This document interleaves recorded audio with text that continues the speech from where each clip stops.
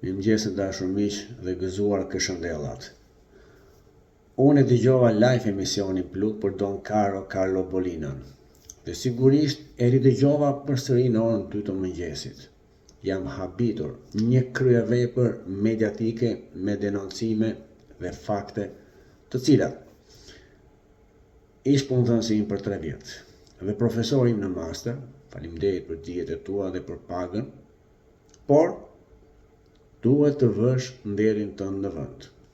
Me një emision tjetër, ti ku në përgjigjesh kolegëve të Syri TV, se ti nuk je një vjedhës, ti nuk je një opinionist, si mund ta themi se na është bërë goja helm, që ku ka ardhur kjo qeveri e krimit dhe kanabisit, duhet të distancohesh, duhet të mbash qëndrim.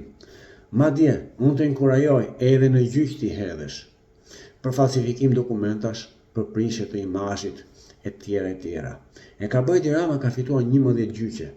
Provoje edhe ti, se nuk ishe budalla doktori që të përzuri nga Joseli, e tha kur ti mos shkel këtu, se ti je llapangjos i Edi Ramës. E fillove duke marrë me qira kombinatin e autotraktorëve, e shite, zbrite më poshtë, more 4.021 metra me €1. More miliona, 700 milion, vetëm me belin.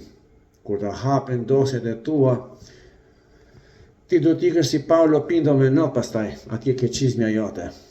Sepse shqiptarë sigurisht nuk din të ta hedhin çizmen ke dera televizionit, siç e hidhnit juve tek kryeministria në ato protesta të fjalës së lirë. Fjala e lirë ka turp nga ty.